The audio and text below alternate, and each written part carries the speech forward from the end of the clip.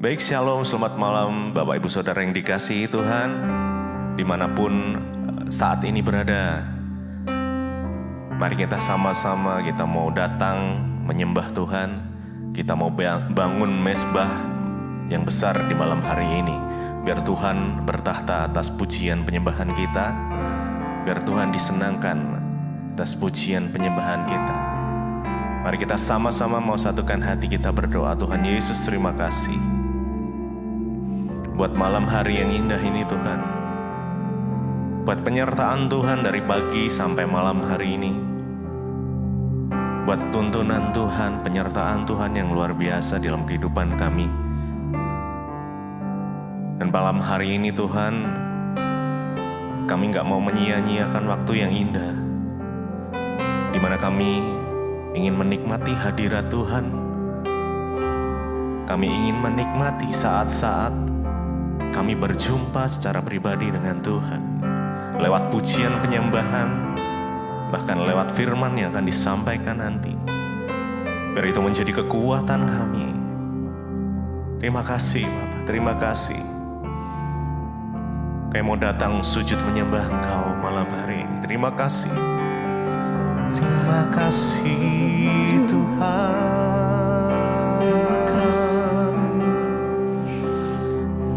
Terima kasih Yesus.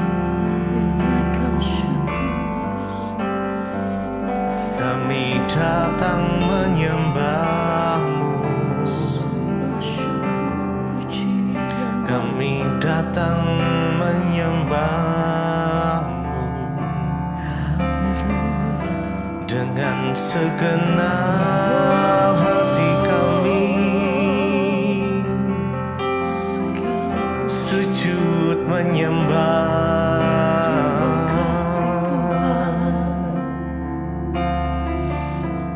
Sujud di altarnya.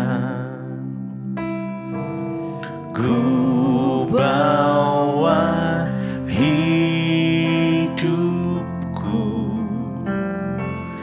Ku terima anugerahnya. Dia ampuniku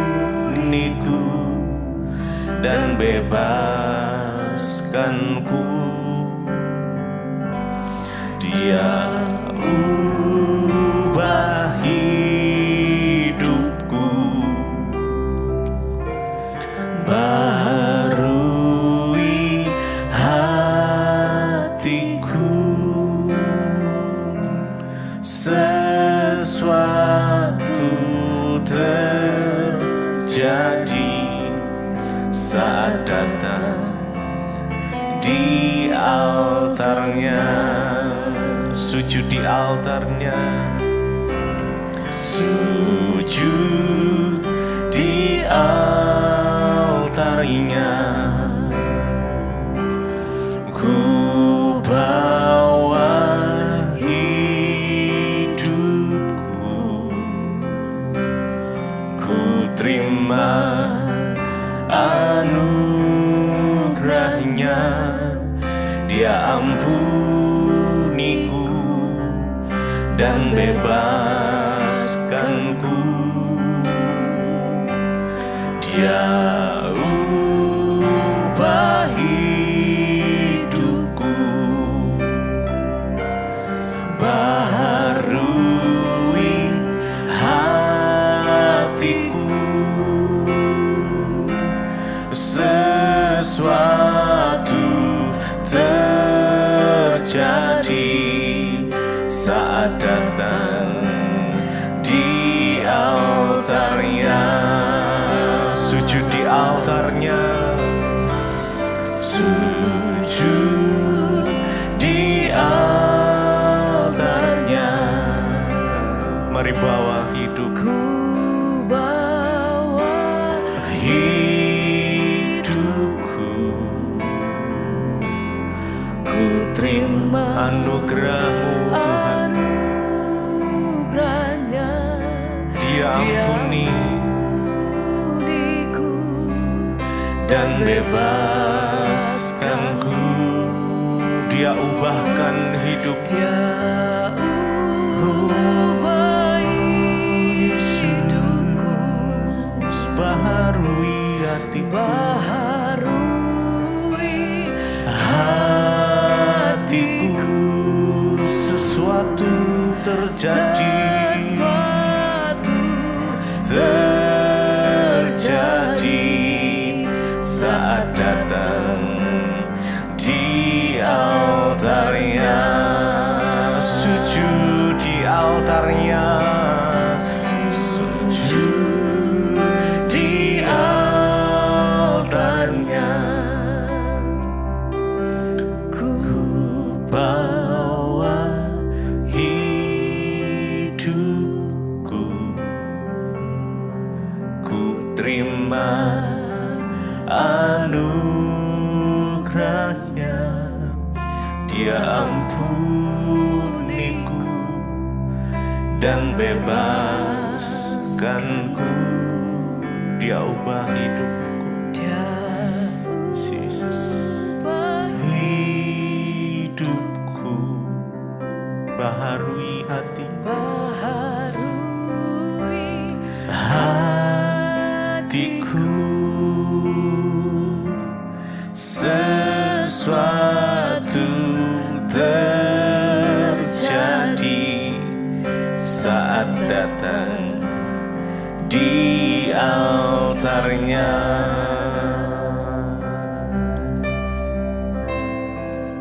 Oh, sesuatu terjadi saat kami datang menyembah-Mu Tuhan. Mujizat terjadi, pemulihan terjadi. Oh, mari sama-sama sembah Tuhan. Terima kasih Tuhan. kami tinggikan Kami bersyukur kepadamu. hanya nama Yesus. Dengan segenap hati kami menyembah-Mu, Yesus, sumber kekuatan kami, sumber pengharapan kami. Yesus,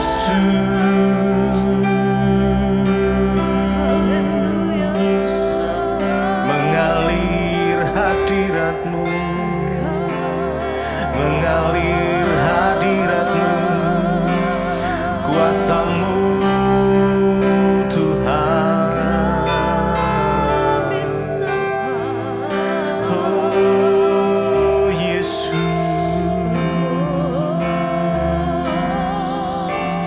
terima kasih Tuhan.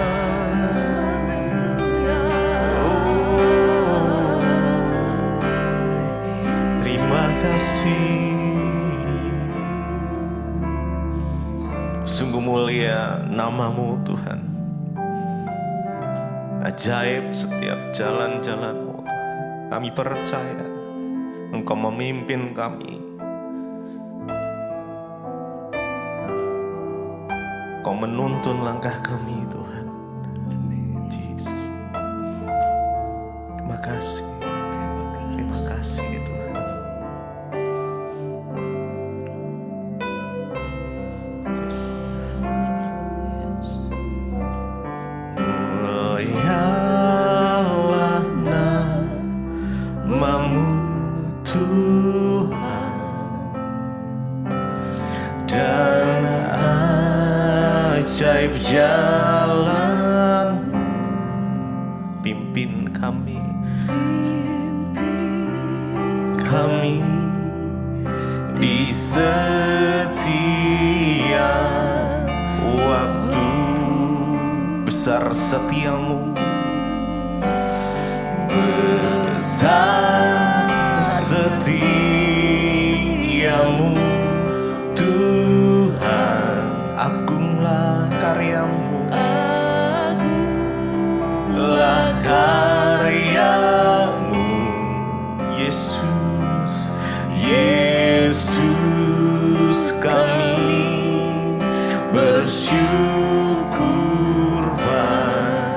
padamu. Mulialah namamu Tuhan, mulialah namamu Tuhan, dan ajaib jalan-Mu. Pimpin kami,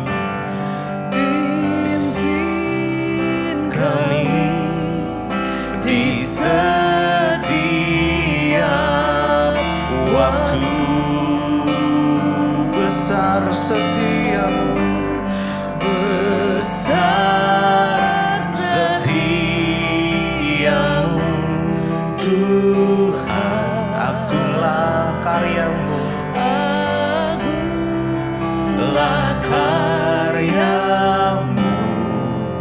Yesus. Kami bersyukur padamu.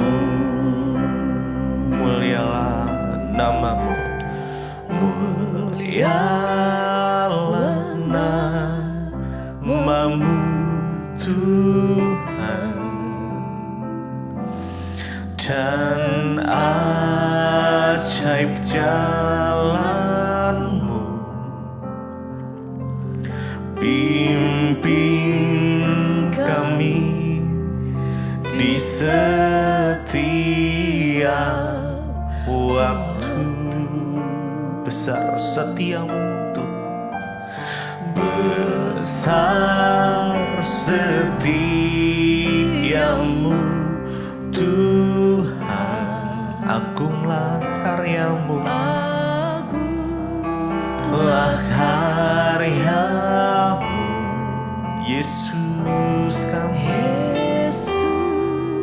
Kami bersyukur padamu.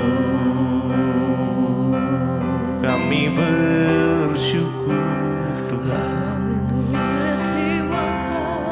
buat pimpinanmu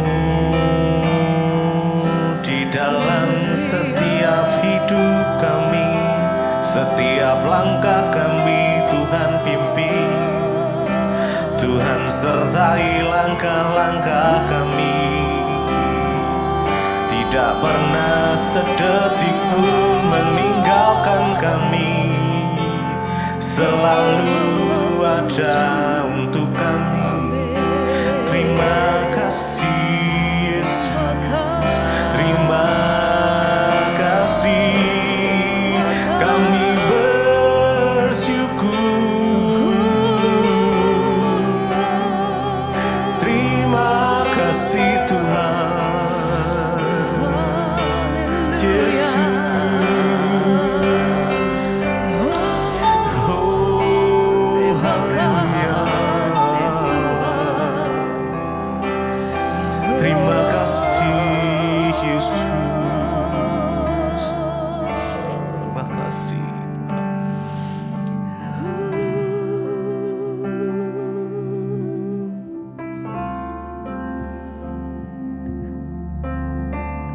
Terima kasih Tuhan, kami mengucap syukur. Senantiasa hati kami percaya bahwa Engkau Allah yang sanggup. Engkau Allah yang hidup.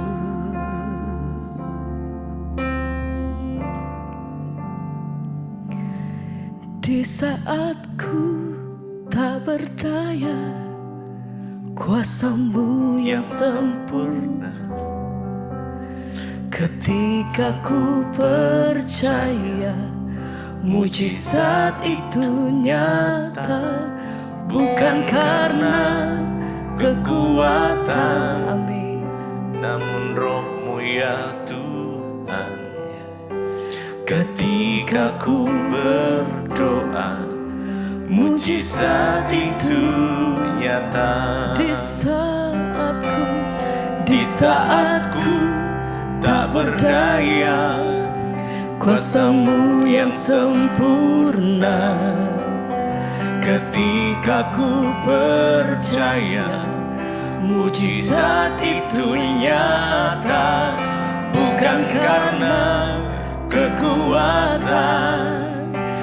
namun Roh-Mu ya Tuhan. Ketika ku berdoa, mujizat itu nyata. Di saat ku tak berdaya, kuasa-Mu yang sempurna.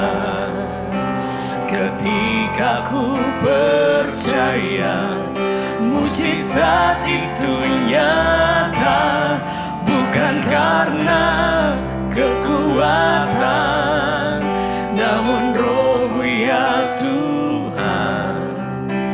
Ketika ku berdoa, mujizat itu nyata. Dengan iman sama-sama kami mau katakan Tuhan. Oh, di saat ku tak berdaya, kuasa-Mu yang sempurna. Ketika ku percaya, mujizat itu nyata. Bukan karena kekuatan, namun Roh-Mu ya Tuhan.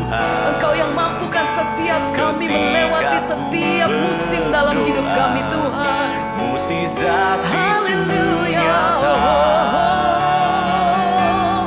Di saat ku mari naikkan pujian ini dengan iman sama-sama katakan. Kuasa-Mu yang sempurna.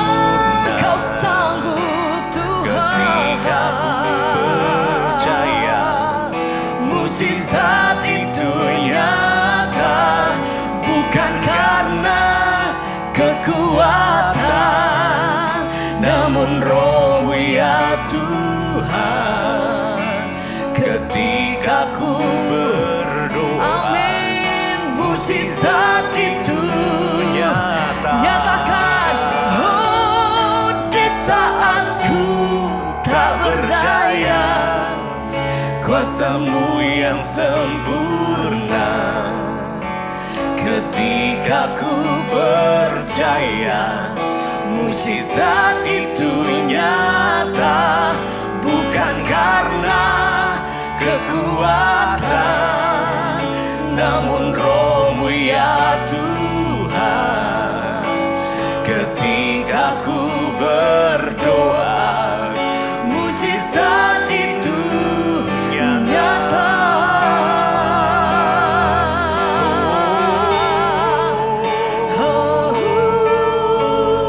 Mujizat-Mu masih terjadi. Sebab hati kami percaya Tuhan, Engkau sanggup. Haleluya. Sebab tidak terbatas kuasa-Mu Tuhan. Segenap hati kami mau nyatakan bahwa Engkau Allah yang mampu. Engkau sanggup menolong setiap kami. Ini setiap hati kami menyatakan penuh di hadapan Engkau ya Raja, ya Tuhan.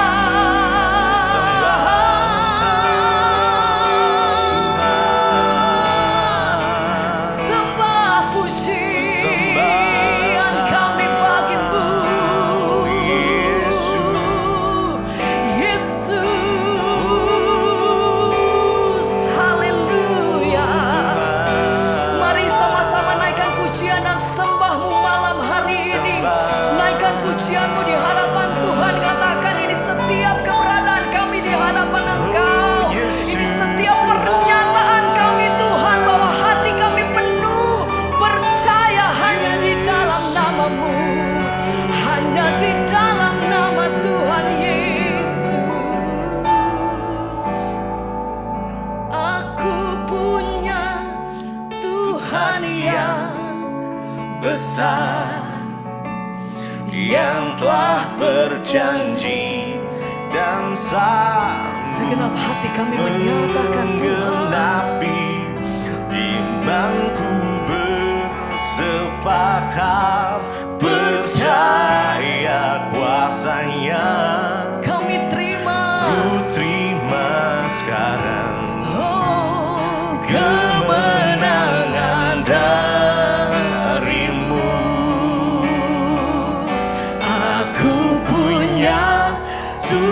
Tuhan yang besar, yang telah berjanji dan sanggup menggenapi. Imanku bersepakat percaya kuasa-Nya. Ku terima sekarang kemenangan darimu. Apapun situasimu, mari bersama naikkan pujian ini. Katakan dengan segenap hatimu, aku punya Tuhan yang besar, ya Tuhan yang telah berjanji dan sanggup menggenapi. Imanku bersepakat percaya kuasa-Nya. Ku terima sekarang kemenangan darimu. Satu kali lagi mari bersama. Aku punya Tuhan yang besar, Kami punya Engkau Tuhan yang telah berjanji dan sanggup menggenapi.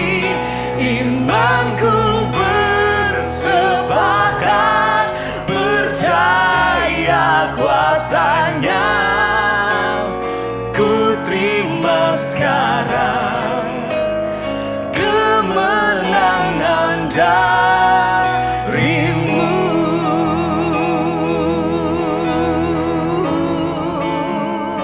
Kemenangan darimu, ya Tuhan. Tuhan, sebab Engkau menyediakan kemenangan bagi setiap kami. Kami percaya. Yesus. Haleluya. Terima kasih Tuhan. Haleluya. Terima kasih Bapa, biar pujian penyembahan kami naik menjadi dupa yang berbau harum. Karena Engkau melihat sikap hati kami yang menyembah kepada Tuhan. Bapa, kami bersyukur buat siang hari ini Engkau beri kami waktu untuk duduk diam, mendengarkan firman Tuhan. Urapi setiap kami Bapa, biar hati kami terbuka bagi firman Tuhan. Urapi hamba-Mu yang tidak ada apa-apanya Tuhan. Sampaikan Roh Kudus isi hati Tuhan, berbicara dan urapi setiap kami. Di dalam nama Yesus kami buka hati bagi firman-Mu. Yang percaya Tuhan di tengah kita, memberkati kita. Mari katakan bersama. Amin, amin, amin. Silakan duduk Bapak Ibu, luar biasa ya tim PPW-nya. Haleluya ya, bersemangat sekali, kita harus tetap bersemangat di dalam Tuhan, amin. Jadi hari ini kita ya ada dalam satu tema tentang bagaimana membangun fondasi yang kuat di dalam keluarga. Fondasi keluarga yang kokoh ya, jadi hari-hari ini saya percaya melihat begitu banyaknya kehancuran dalam keluarga, maka ini menjadi perhatian yang penting bagi gereja. Karena kenapa Bapak Ibu, ya kehancuran sebuah bangsa itu dimulai dari kehancuran keluarga demi keluarga. Ya betapa banyak kehancuran dalam pernikahan yang terjadi, ya karena kurangnya pengenalan yang benar akan Tuhan. Jadi orang tua itu beranggapan anak saya sudah saya taruh di sekolah minggu. Ya, jadi mereka sudah dapat pengajaran di sana sudah cukup. Padahal pendidikan atau pembelajaran iman yang pertama kali itu ada di dalam keluarga. Tetapi banyak orang tua yang tidak berfungsi. Ya, banyak orang tua, suami, istri yang tidak berfungsi. Sehingga anak-anak tidak mendapatkan pelajaran yang benar. Nah, kita akan berdoa dan akan belajar sama-sama apa berkat yang akan kita peroleh jika kita ini membangun fondasi keluarga yang kuat. Dan apa akibatnya kalau keluarga kita tidak sungguh-sungguh berada dalam Tuhan. Ya, jangan tegang begitu mukanya, tolong senyum dulu. Nah begitu, haleluya ya, sebelum kita mendengarkan firman Tuhan. Ya, kalau saudara sudah tegang duluan, saya yang terintimidasi. Jadi saya sudah tidak bisa mengintimidasi saudara. Mari kita buka bersama Yosua pasal yang ke-24 Bapak Ibu. Yosua pasal yang ke-24, ya ini ayat yang diberikan oleh gereja.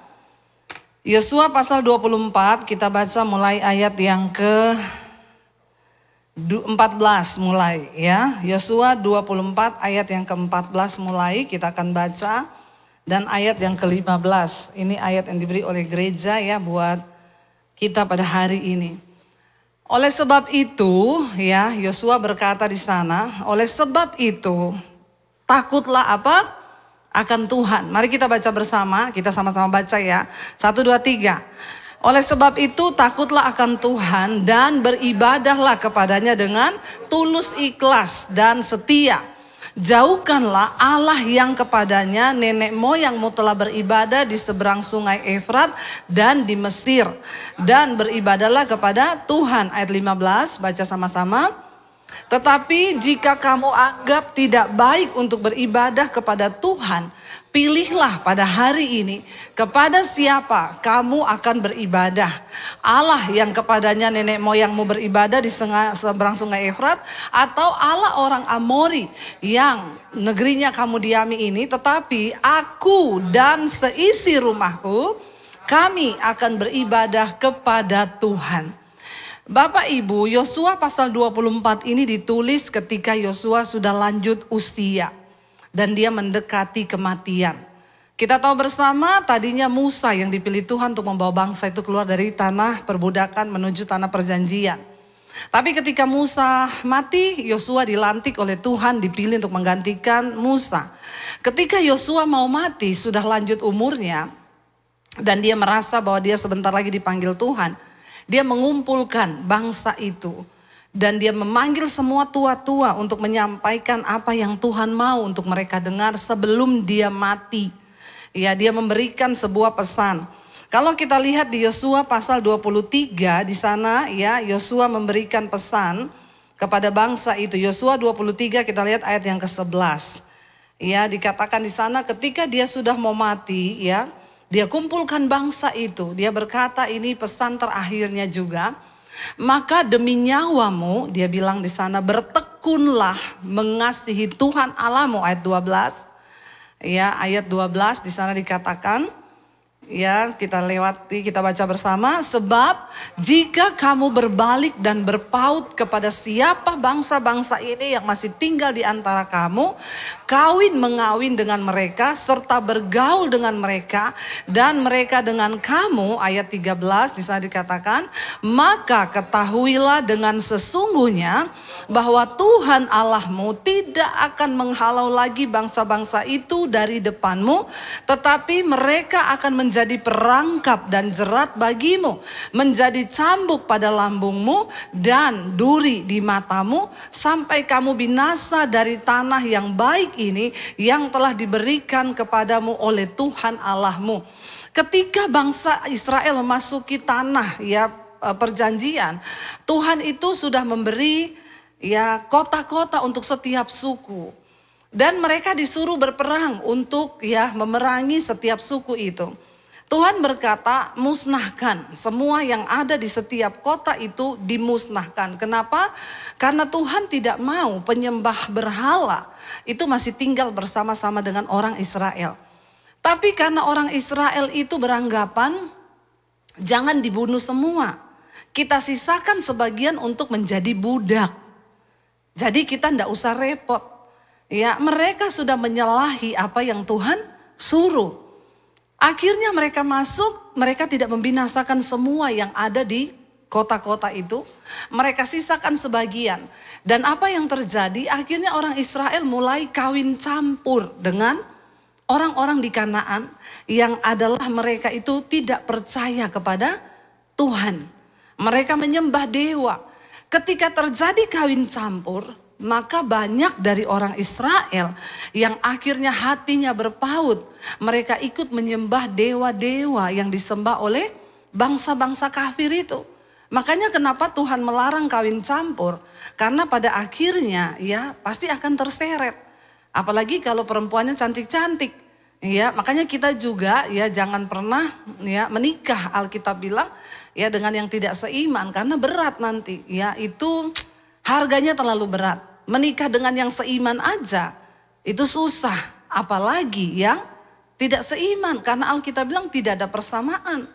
Nah, ketika Tuhan melarang, tapi bangsa Israel itu keras kepala Dan pada akhirnya terjadi saudara, mereka diam di Amori itu, makanya tadi dikatakan oleh Yosua, hari ini kamu harus menetapkan kepada siapa kamu memilih untuk beribadah. Kalau kamu memilih untuk menyembah Allah, orang Amori yang negerinya kamu diam ini, aku dan seisi rumahku akan tetap beribadah kepada Tuhan Allah Israel yang hidup. Kalau saudara baca pesan-pesan yang ditulis oleh Yosua dalam pasal ini, dia mengingatkan bangsa itu, engkau sudah mendengar kisah dari nenek moyangmu, bagaimana Tuhan Allah kita itu Allah yang berkuasa, Allah yang menolong, begitu banyak ya catatan sejarah. Makanya saudara, Tuhan itu selalu berulang-ulang kali berpesan kepada bangsa Israel. Kalau kamu nanti masuk ke negeri tanah perjanjian itu, jangan kamu lupakan hukum-hukumku. Tuhan bilang apa? Tuliskan itu di pintu rumahmu, tuliskan itu di loh-loh batu, tuliskan itu dimanapun. Bahkan Tuhan berkata, ajarkan itu kepada anak-anakmu ketika engkau dalam perjalanan, ketika engkau lagi duduk makan. Ajarkan perintah-perintahku itu kepada anak cucumu. Amin. Supaya apa? Supaya kita ini memiliki keluarga yang kokoh. Bapak Ibu, hari-hari ini kita melihat banyak kehancuran terjadi. Dosa menjadi hal yang biasa di dalam keluarga. Bahkan kita melihat anak-anak, bahkan anak-anak Kristen, yang namanya free sex itu kayaknya sudah menjadi hal yang biasa bagi sebagian orang. Ya, saya melihat beberapa orang anaknya bersekolah di luar negeri ya. Tapi yang di sini anak-anaknya tidak. Yang di sana. Ya, yang di sana saja. Itu mereka pacaran lalu tinggal satu rumah di sana. Mereka melakukan kenajisan, tidak nikah loh, tapi tinggal bareng. Nanti kalau udah bosan putus, ganti lagi tinggal bareng lagi. Orang tuanya kadang tahu hal itu, tapi dia diam saja. Dia nggak mau kasih tahu sama anaknya bahwa itu tidak baik, itu tidak benar. Kita sebagai orang tua harus mengajarkan nilai-nilai kekristenan yang benar kepada anak-anak kita. Katakan amin. Makanya orang tua juga wajib hidup di dalam kebenaran. Supaya anak-anak bisa melihat nilai-nilai itu dalam diri kita. Karena keteladanan hidup kita itu berbicara lebih kuat kepada anak-anak kita daripada sekedar perkataan kita. Mari kita menjadi contoh dan teladan bagi anak-anak kita. Ya, betapa luar biasanya ketika anak-anak itu meniru iman kita. Ya, dikatakan di sana kita harus punya fondasi yang kuat untuk membangun sebuah keluarga yang kokoh. Karena Bapak Ibu, engkau tidak bisa hanya meninggalkan. Banyak orang saya lihat, orang tuanya bekerja siang malam untuk dia bilang, ya saya harus menyiapkan anak-anak saya Bu. Di hari tua mereka saya harus tinggalkan harta buat mereka. Anda sedang menyesatkan anak-anak Anda kalau Anda berpikir Anda harus kerja keras untuk meninggalkan mereka harta. Kebanyakan yang terjadi ketika orang tua meninggalkan harta, yang ada tuh anaknya berantem. 7 turunan ya berantem soal warisan. Yang saya lihat tuh banyak. Warisan yang terbaik yang harus kita tinggalkan kepada anak cucu kita adalah apa? Iman yang benar kepada Tuhan. Ketika engkau mewariskan iman, engkau mewariskan sumber berkat itu kepada mereka. Ya, bukan harta secara materi loh yang harus kita tinggalkan. Banyak orang tua salah, dia menginvestasikan waktunya untuk cari uang. Tapi dia lupa menginvestasikan hidupnya kepada anak-anaknya. Tanamkan nilai itu dari kecil buat yang keluarga muda. Jangan sepenuhnya engkau percayakan anak-anakmu kepada suster saja. Engkau yang harus taruh iman kepada anak-anakmu selagi mereka masih kecil. Karena iman itu tumbuh dari mereka waktu kecil. Ajarkan mereka firman Tuhan. Anak-anak sekarang enggak. Saya lihat tuh ya, kalau nangis mamanya gini, ini dek ya. Main dek, diam. Handphone ini jadi alat untuk anaknya suruh diam. Sampai kemarin saya tuh ke mall Bapak Ibu, ada orang tua, dia mau hentikan anaknya main handphone. Tuh anak ya jalan sambil pegang handphone begini. Sampai nabrak-nabrak orang. Anak kecil, masih kecil sekali tuh anak. Kayaknya umur 2 tahun apa 3 tahun.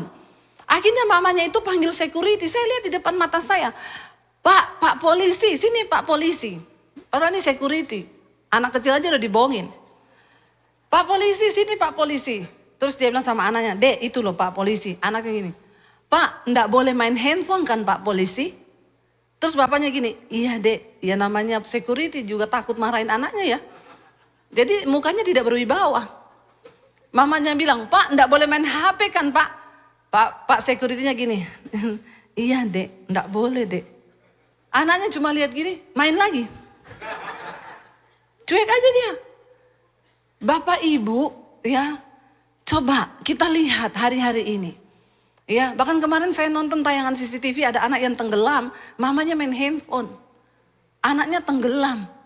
Adiknya udah panggil-panggil, Mama, karena masih kecil tunjukin bahwa adiknya ini tenggelam. Ya, adiknya yang satu kakaknya tuh di ban juga, yang satu sudah jempol gini, mamanya main handphone. Aduh, kalau kita melihat hari-hari ini generasi zaman yang semakin berubah. Ya, bahkan nilai-nilai kekristenan pun semakin tidak ada dalam keluarga demi keluarga, ini sangat menyedihkan Bapak Ibu. Ya, mau dibawa kemana ini keluarga-keluarga Kristen. Ya, mari kita, bahkan saya selalu ulang-ulang kan. Saya tuh lihat ya, kadang sedih loh lihat anak-anak Kristen tuh kadang tidak beretika. Iya, karena orang tuanya mungkin gak ngajari. Saya kadang ngomong sama suami saya, anak saya kayak gini saya tampar loh. Saya yang gregetan loh lihat anak-anak Kristen tuh. Iya, tidak ada sopan santunnya. Kenapa? Mungkin karena orang tuanya tidak mengajari. Ketemu orang juga disapa, salaman nih Ibu Pendeta. Ya, aduh gak sopan-sopan banget. Kita ketemu anaknya Pak Haji, salaman nih. Cium tangan loh anaknya Pak Haji itu. Ya, anaknya orang Muslim. Ketemu rata-rata cium tangan, ya hormat. Tapi anaknya orang Kristen tuh aduh rasanya ya, ini kayaknya kurang diminumin air firman Tuhan nih ya. Perlu direbusin Alkitab, dikasih minum airnya cekokin tuh. Ya kenapa bisa terjadi gitu? Kan orang tua, engkau tidak mengajarkan anak-anakmu dari kecil firman Tuhan. Apalagi orang sekarang punya anak satu, babysitternya 3. Aduh saya dulu anak 3 gak ada babysitter. Diurus sendiri pakai tangan, pakai kaki ya. Tapi mereka tumbuh dalam firman Tuhan. Mereka mengerti tentang kesusahan. Mereka mengerti tentang penderitaan. Saya bukan melarang, engkau punya uang, iya. Engkau bisa bayar suster 3. Tapi esensi dari mendidik anak yang sesungguhnya itu seperti apa? Ya, dari kecil engkau harus tanamkan anak itu. Ya, nilai-nilai firman Tuhan. Dari kandungan bahkan engkau sudah harus mulai, emosi anak itu tergantung dari ibu loh. Kalau ibunya aja stres, makanya banyak anak-anak itu lahir dengan kelainan. Ya, bahkan saya temui ada orang sedang hamil, penuh dengan kekhawatiran. Dia bilang, Bu, saya ini khawatir loh, Bu, saya hamil, Bu. Tapi saya pikir kalau anak saya nanti lahir, saya kasih makan apa ya? Dia sekolah di mana ya? Lagi hamil loh, berkata begitu. Saya bilang, kamu cabut itu perkataanmu ya. Anak itu ada berkatnya sendiri. Saya nggak tahu ya, padahal dia nggak miskin loh, orang kaya loh. Tapi hidupnya penuh dengan kekhawatiran. Saya bilang sama dia, saya dulu nikah sama suami, saya gak punya uang. Kami naik motor, gak ada duit, gak ada tabungan. 0 di rekening, bahkan minta maaf saldo. Tapi saya punya anak, saya gak pernah ngomong ke suami saya, kita kasih makan apa anak ini ya. Saya gak pernah mikir tuh anak saya makan apa. Yang saya tahu, ayam aja tuh gak punya tabungan bisa makan. Kalau dia hidup aja, gak mati. Kadang-kadang ya orang dia bikin stres sendiri padahal kaya loh. Bukan miskin loh, naik mobil loh, bayangkan tuh. Sudah khawatir pikir anaknya mau sekolah di mana, anak masih di dalam kandungan. Apa yang anak itu akan rasakan? Dia sudah tertolak loh dari dalam kandungan. Ya makanya dia lahir, banyak anak lahir dengan kelainan. Kenapa? Karena orang tuanya sakit jiwa. Khawatir, tertekan. Bagaimana kita bisa membangun keluarga yang utuh?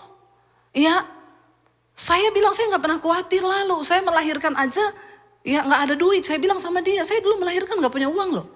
Tapi saya tahu kalau anak ini mau lahir, ada uang gak ada duit, dia tetap lahir. Gak peduli itu di kelas VIP atau di kandang aja Yesus lahir kan. Lo bener gak Bapak Ibu? Sekarang ini kita melihat anak-anak sekarang, bahkan saya ketemu banyak orang, kenapa kamu gak punya anak? Takut Bu, sekolah mahal. Firman Tuhan sudah ditentang semua. Padahal Alkitab bilang, saya bilang kalau kamu siap kawin, kamu harus siap punya anak. Karena orang itu berkembang biak. Tuhan bilang berkembang biaklah dan penuhilah bumi. Orang Kristen enggak. Kamu kenapa enggak punya anak? Enggak mau Bu, takut. nanti sekolah mahal. Bingung saya ya, ketemu orang anaknya satu doang, padahal orang kaya. Kamu kenapa anak satu toh? Susah bu, punya anak banyak masalah. Bingung saya saudara, padahal kita harus membangun sebuah keluarga. Ya, makanya firman Tuhan itu harus menjadi dasar dalam keluarga kita. Ya, mari kita mulai membangun suami istri. Nah, ini mental-mental orang-orang Kristen sekarang ini, anak-anak muda yang salah pemikiran. Firman Tuhan semua sudah ditentang, semua ayat sudah tidak dipercayai. Saya nggak tahu nih kesalahannya di mana, pada orang tua atau pada anak, tapi ya mari kita bercermin pada firman Tuhan aja sekarang. Saya ingin kita belajar dari satu keluarga di Alkitab, bagaimana mereka tidak menghormati Tuhan dalam rumah tangga, dalam pelayanan, sehingga Tuhan menghukum mereka. Kita lihat bersama 1 Samuel. Ya, 1 Samuel kita baca pasal yang kedua. Imam Eli itu ditempatkan Tuhan untuk menjadi imam di Silo. Dia dan keluarganya. Ya, dan mereka melakukan apa yang jahat di mata Tuhan, dan Eli membiarkan anak-anaknya itu berbuat dosa, tidak menegur. Ya, jadi kita lihat 1 Samuel pasal yang kedua ayat yang ke-29. Tuhan berkata di sana, ya, mengapa engkau memandang, ya, 1 Samuel pasal yang kedua ayat 29.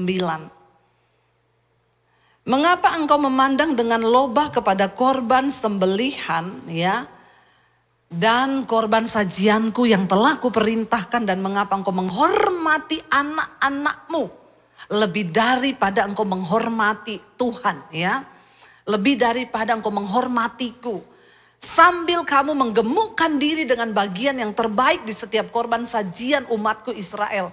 Imam Eli pada waktu itu menjadi imam, ya, di Silo. Dia dengan dua anaknya Hofni dan Pinehas. Hofni dan Pinehas ini tidak bertobat. Setiap kali umat Tuhan datang mempersembahkan korban sajian itu bawa kambing domba. Lalu lemak itu untuk Tuhan. Daging nanti untuk imam. Setelah dibawa, disembeli, ambil dulu lemak-lemaknya, dibakar dulu, naik dupa kepada Tuhan, baru dagingnya sisanya boleh dimakan oleh imam. Itu bagiannya imam. Tapi anaknya Imam Eli, mereka itu orang datang, dia langsung ambil itu korban, lemak-lemaknya diminta. Lalu petugas di situ berkata, ini untuk Tuhan. Enggak, buat saya aja itu. Mereka cegat di pintu gerbang. Bahkan bukan cuma itu, ya, ayat 30 coba kita baca bersama. Sebab itu demikianlah firman Tuhan Allah Israel, sesungguhnya aku telah berjanji, keluargamu dan kaummu akan hidup di hadapanku selamanya. Tetapi sekarang demikianlah firman Tuhan, jauhlah hal itu daripadaku. Sebab siapa yang menghormati aku akan kuhormati, tetapi siapa yang menghina aku akan dipandang rendah. Sesungguhnya akan datang waktunya bahwa aku akan mematahkan tangan kekuatanmu dan tangan kekuatan kaummu, sehingga tidak ada seorang kakek dalam keluargamu. Eli ini membiarkan anak-anaknya mencuri korban yang harusnya buat Tuhan. Bahkan bukan cuma itu. Kedua anaknya Hofni dan Pinehas itu meniduri perempuan-perempuan yang melayani di bait Tuhan. Karena mereka anak pendeta, anak imam. Setiap kali ada perempuan cantik yang melayani, ditiduri. Mereka melakukan persinahan dan kenajisan di bait kudusnya Tuhan. Tuhan marah kepada Eli, sebab Eli tidak menegur anak-anaknya, dan dia kompromi dengan anak-anak. Bahkan tadi kita baca Tuhan bilang, mengapa engkau lebih menghormati anakmu daripada menghormati aku? Bapak Ibu, kalau engkau tahu anakmu berbuat salah, engkau harus menegur anak-anakmu dengan keras. Bilang amin. Jangan engkau biarkan anakmu berbuat dosa. Kalau anak-anakmu melakukan kenajisan dan percabulan, engkau harus ingatkan mereka. Ya, kalau perlu engkau keras kepada mereka dalam hal itu. Jangan sampai ini menjadi sebuah kesalahan di hadapan Tuhan. Kita dianggap lebih menghormati anak-anak kita daripada menghormati Tuhan. Tuhan tadinya sudah bersumpah demi namanya yang kudus, bahwa Imam Eli dan kaum keluarganya itu, mereka akan mendapatkan kemasyuran. Bahkan namanya akan dikokohkan, Tuhan berkata. Tapi Tuhan berkata akhirnya, aku sudah berjanji bahwa kaum keluargamu akan hidup selama-lamanya di hadapanku. Tetapi hari ini jauhlah itu daripadaku. Bahkan di antara kaum keluargamu tidak akan didapati seorang kakek. Tuhan binasakan semuanya. Bahkan kita tahu bersama ketika Tuhan sudah mulai meninggalkan pelayanannya. Apa yang terjadi? Orang Filistin datang menyerbu. Lalu anaknya Hofni dan Pinehas mati dibunuh pada saat pertempuran dengan orang Filistin. Tabut Allah dirampas, dibawa pindah ke kota orang Filistin. Dan ketika Imam Eli mendengar hari itu bahwa anaknya dua mati dan tabut Allah dirampas. Saat itu juga Eli jatuh dari kursinya. Dan Alkitab berkata lehernya patah. Dan dia mati seketika itu juga. Dan apa yang difirmankan Tuhan terjadi. Tiga-tiga Eli dan kedua anak laki-lakinya itu mati dalam waktu yang bersamaan. Satu hari, di hari yang sama. Jangan main-main dengan menghormati Tuhan dalam keluarga. Kalau engkau tahu anakmu berbuat dosa, ingatkan. Saya dapati banyak orang tua kehilangan wibawa untuk bicara kepada anak. Kalau anakmu salah, panggil dia 4 mata. Tegur dia. Dan doakan dia. Ya, dengan kasih tahu. Jangan engkau biarkan. Kalau engkau tidak menegur anak-anakmu, itu akan menjadi sebuah kesalahan di mata Tuhan. Ya, ada orang tua yang tahu anaknya berbuat dosa, tapi dia sengaja diamkan. Dia tahu anaknya itu sudah melakukan kenajisan, percabulan. Dia tahu anaknya melakukan kejahatan, tapi dia biarkan, dia tidak tegur. Hari ini kalau kita ingin membangun keluarga yang kokoh di hadapan Tuhan Bapak Ibu, mari ya kita ajarkan anak-anak kita kebenaran. Kalau engkau tahu dia berbuat dosa, panggil dia, tegur dia 4 mata. Kasih tahu bahwa itu tidak benar. Kalau engkau sudah menegur dia, ya selanjutnya terserah dia. Apapun yang dia putuskan terserah. Ya, dan kita lihat. Ya, kita baca 1 Samuel pasal yang ke-3, ayat yang ke-12. Ya, di sana dikatakan firman Tuhan. 1 Samuel 3 ayat yang ke-12, baca bersama 1, 2, 3. Pada waktu itu aku akan menepati kepada Eli segala yang telah kufirmankan tentang keluarganya dari mula sampai akhir. Ayat 13 berkata, ya, pada waktu ayat 13, sebab telah kuberitahukan kepadanya bahwa aku akan menghukum keluarganya untuk selamanya karena dosa yang telah diketahuinya. Yakni bahwa anak-anaknya telah menghujat Allah tetapi dia tidak memarahi mereka. Penghukuman Tuhan jatuh atas Eli. Dan tidak ada kakek, dihapuskan, mati bersamaan Eli dan kedua anak laki-lakinya. Dan benar apa yang Tuhan bilang, tidak ada kakek lagi pada keturunanmu.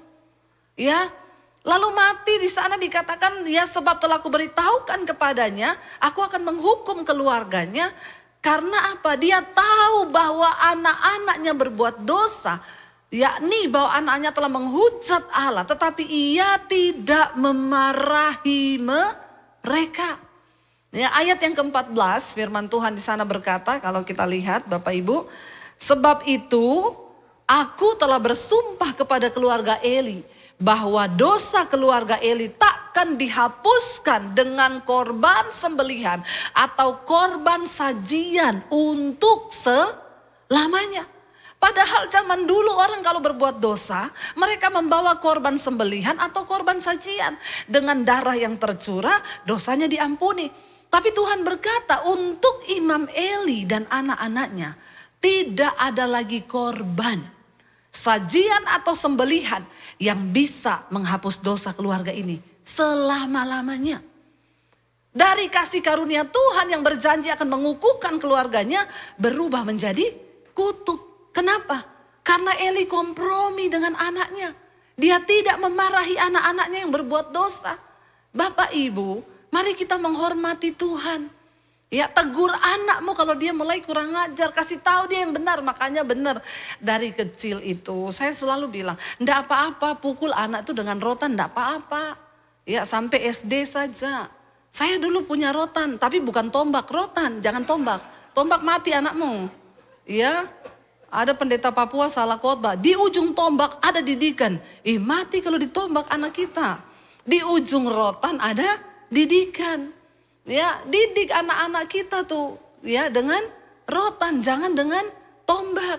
Tapi jangan engkau inginkan kematiannya, kata firman Tuhan. Ya, kalau anak-anak itu dididik, kata firman Tuhan, kalau engkau menjauhkan rotan dari anakmu, maka dia akan menyusahkan engkau pada hari tuamu. Kenapa banyak anak-anak menyusahkan orang tua di hari tua? Karena nggak pernah dididik. Ya, dia nakal enggak apa-apa, ya. Ada kan anak-anak tuh ya, kita lihat saudara ya, bertamu di rumah orang naik di atas meja, naik di atas kursi, ini pasti nggak pernah dididik. Kalau dididik sama orang tuanya, dia tahu sopan santun, dia tahu etika. Ya, karena kita didik. Anak saya tuh dari kecil ada rotan di rumah saya. Saya kasih tahu, ini rotan kasih. Rotan kasih ya, kamu baca nih kitab Amsal. Saya bacain mereka. Punggung orang bebal meminta pukulan. Jadi kalau apa itu bebal? Bebal itu tahu yang benar tapi nggak mau melakukan, itu namanya bebal. Kalau mami udah kasih tahu kamu, mandi terakhir jam 5 sore. Kalau kamu mandi jam 6 berarti kamu bebal apa enggak? Bebal, mam. Ya udah, kita sepakat ya. Jadi kalau sampai mami pukul kamu, itu bukan mami yang mau pukul kamu. Tapi kamu yang meminta pukulan. Karena Alkitab bilang orang bebal meminta pukulan. Jadi mereka mengerti. Ya kalau dia berbuat kesalahan, saya pukul di kakinya. Bekas 2 merah, enggak apa-apa.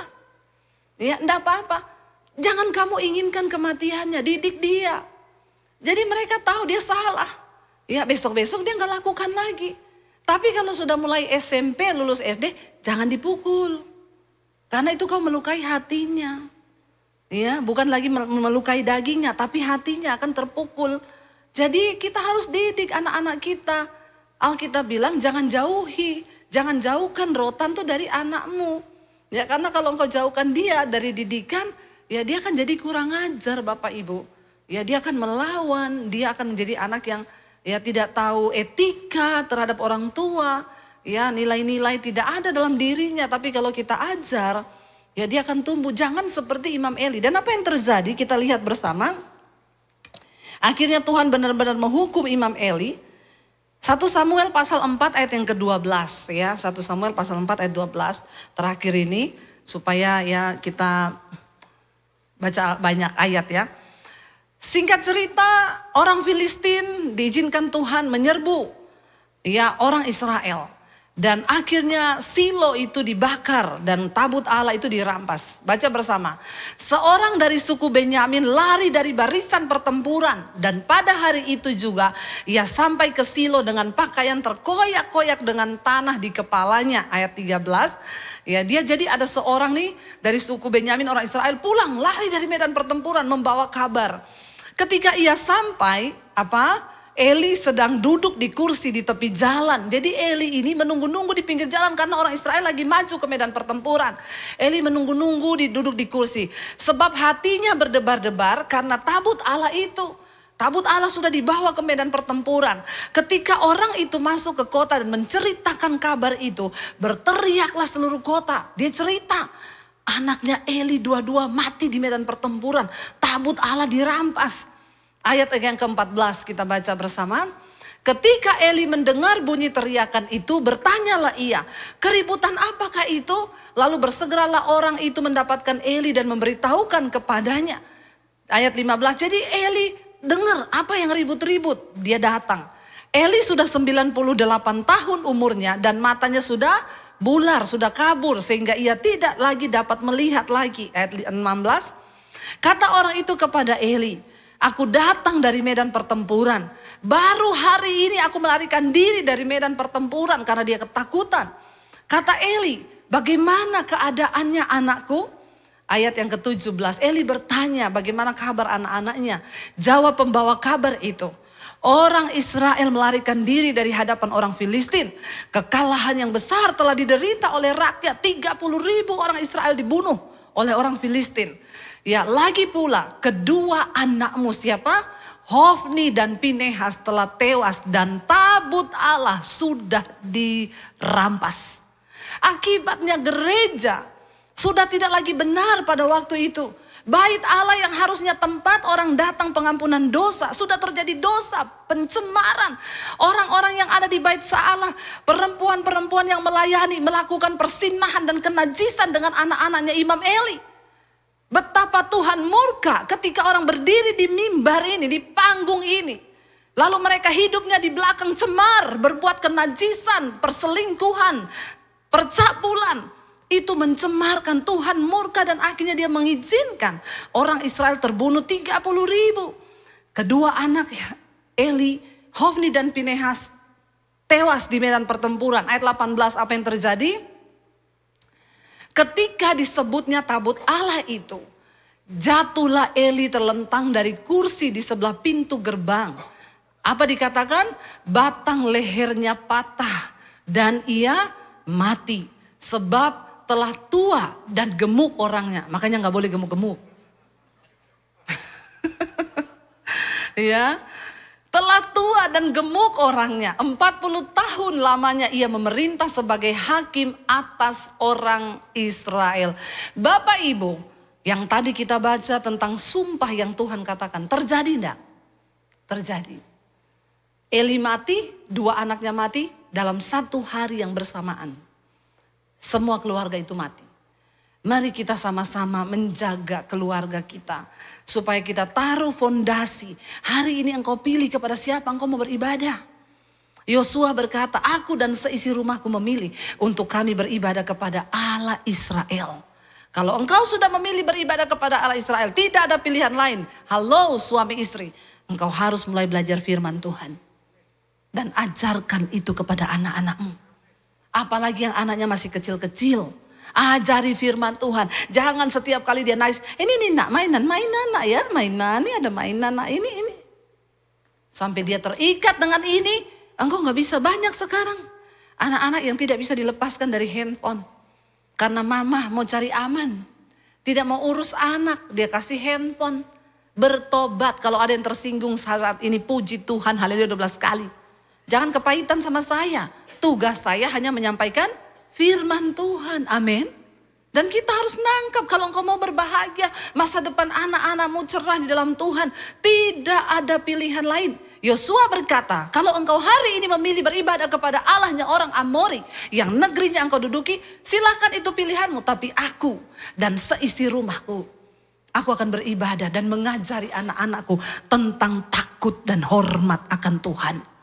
Ajari anak-anakmu tentang takut dan hormat akan Tuhan. Ajari kepada mereka bahwa tubuh mereka adalah bait Allah. Bahwa tubuhnya adalah, saya bilang kepada anak-anak saya, kamu cari jodoh, cari yang takut akan Tuhan. Kalau pacarmu membawa kamu jauh dari Tuhan, putus. Kita gak cari yang kaya. Kita gak cari yang punya jabatan. Kita cari orang-orang yang takut akan Tuhan. Ya, dan anak saya berkata, iya mam. Ya, kalau pacarnya membawa dia, ya, ajak pergi ke tempat yang tidak enak. Dia cerita, saya diajak ke tempat dugem. Hati saya tidak sejahtera di situ, mam. Orang minum-minum, orang merokok, orang mabok. Anak saya bilang, saya mau pulang. Pacarnya bilang, emang kita ngapain di sini? Kita tuh tidak berdosa. Anak saya bilang, kamu rasa tidak berdosa, tapi rohku ini sudah berteriak-teriak. Aku tidak betah ada di sini. Tidak cocok. Saya bilang sama anak saya, jangan kamu paksakan. Putus. Daripada kamu dibawa untuk belajar hidup tidak takut Tuhan.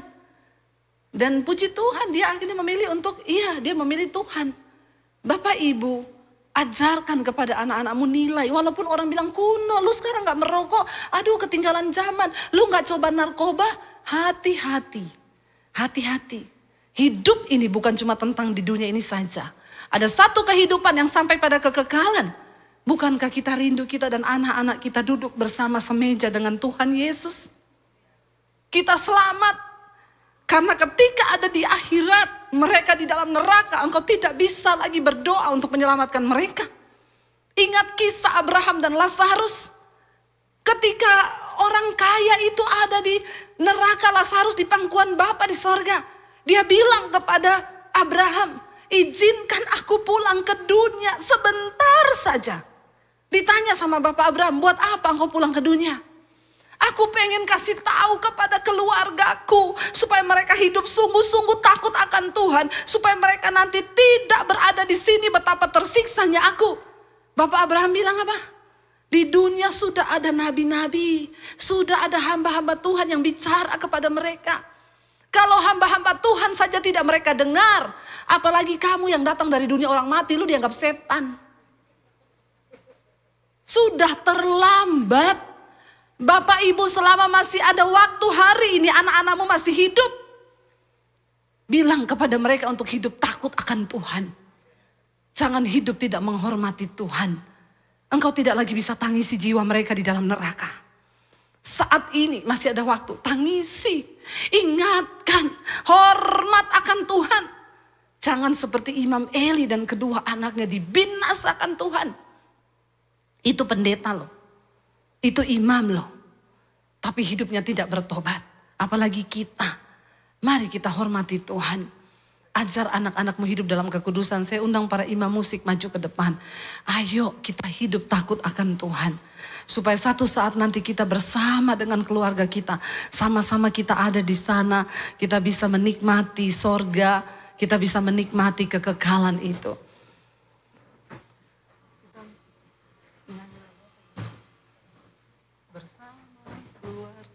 Kita bangkit berdiri bersama biar kita bawa doa kita di hadapan Tuhan.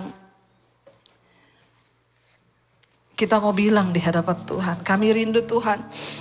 Bersama keluarga kami mau melayani Tuhan. Bersama keluargaku melayani Tuhan. Bersatu selamanya mengasihi Engkau, tiada yang dapat melebihi kasih-Mu ya Tuhan. Bagi kami Engkau segalanya, bersama keluargaku melayani Tuhan. Bersatu selamanya mengasihi Engkau, tiada yang dapat melebihi kasih-Mu ya Tuhan. Bagi kami Engkau segalanya.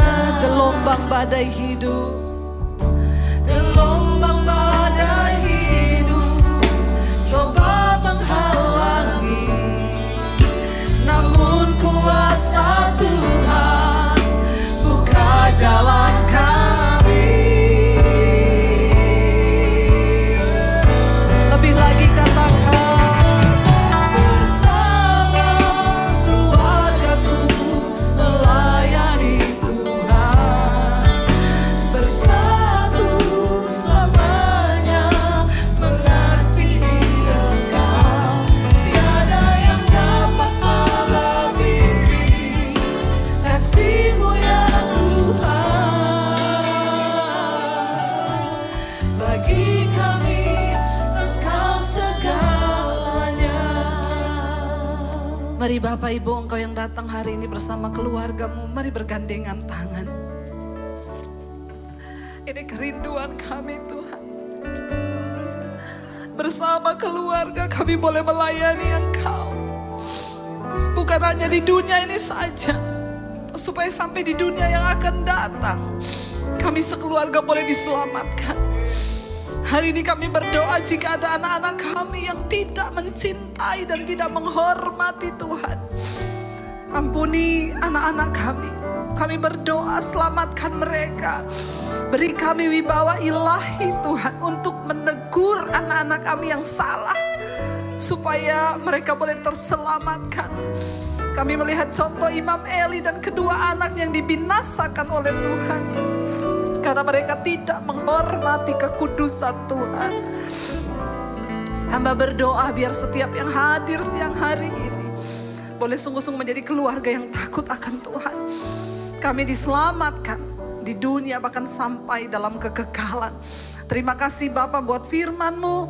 Roh Kudus akan meteraikan firman ini dan keluarga kami boleh dimenangkan bagi Kristus. Di dalam nama Yesus, sama-sama kita katakan amin, amin.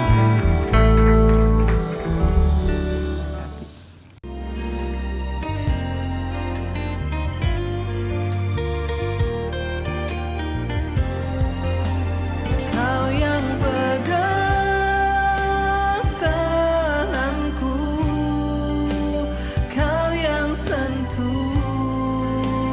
hati